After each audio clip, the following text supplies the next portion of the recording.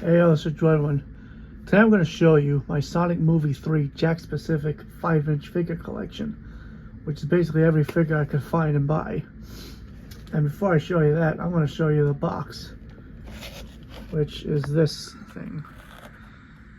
The only one I actually have kept is the shadow box, but they all basically look the same. You know, name on the bottom, where the figure will go.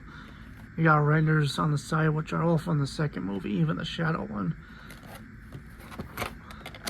Got the back of the box, which has the figure, a little description, and then other figures from that wave.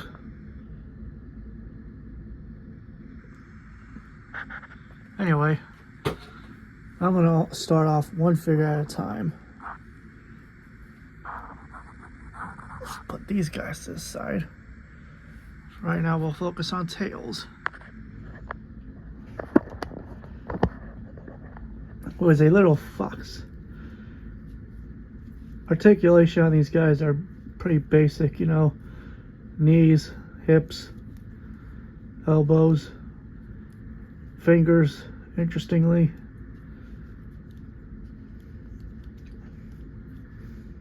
And they all have these glass eyes, which supposedly are supposed to follow you around, which is what other people say, but I honestly never notice.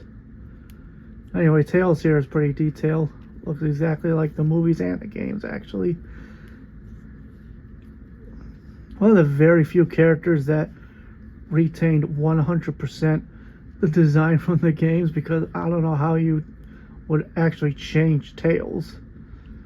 You know, his articulation is the same as everyone, but it's kind of, I don't know, I don't want to say stiff on mine, but like annoying to handle because he's just way smaller than everyone else, so yeah. But yeah, he is still a cool figure.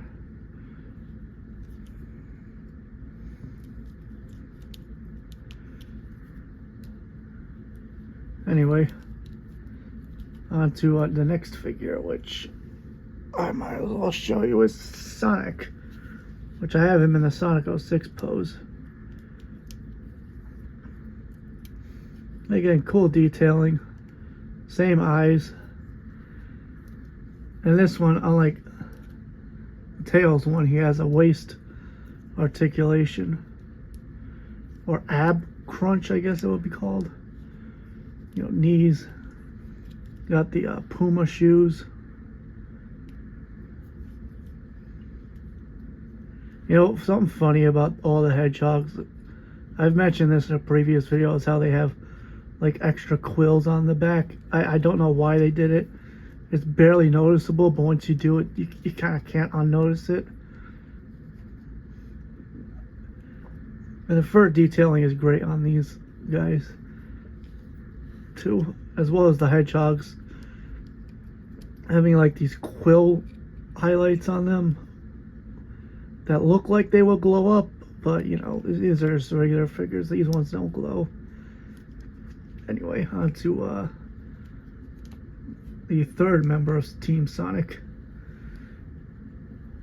the leader, Knuckles.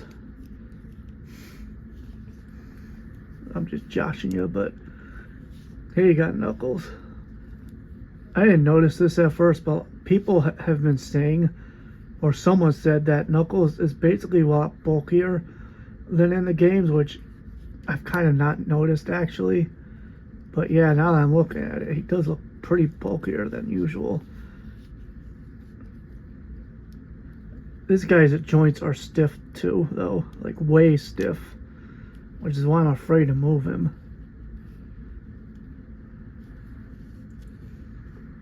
His shoes basically translate from the games. These designs are amazing, honestly. Like for an adaptation of a video game or a comic or whatever, they really translate them perfectly. All they really needed to do was take the game models and put extra detailing in to make them look like they exist in the real world.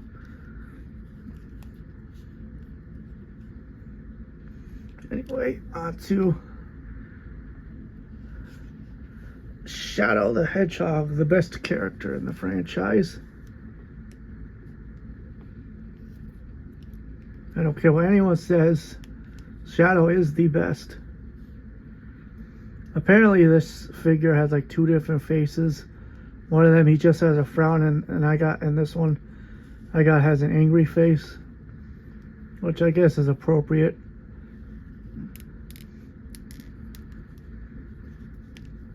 Again, just like the Sonic extra quills. Funny.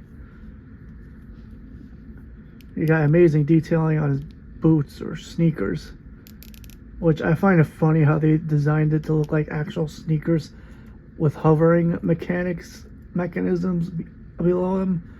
This is a little amusing. Have his inhibitor rings, his red highlights. Sonic still wants to know who does it for him. One weird thing about my figure is that the back of the knee is like jutted out a bit. I don't know if you can see that. That's probably just a defect, but he stands and moves perfectly fine. So, yeah.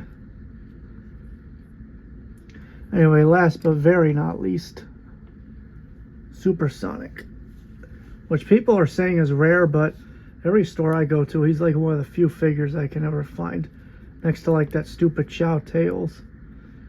But you know, he's basically just the same Sonic toy, but golden and with the spikes up.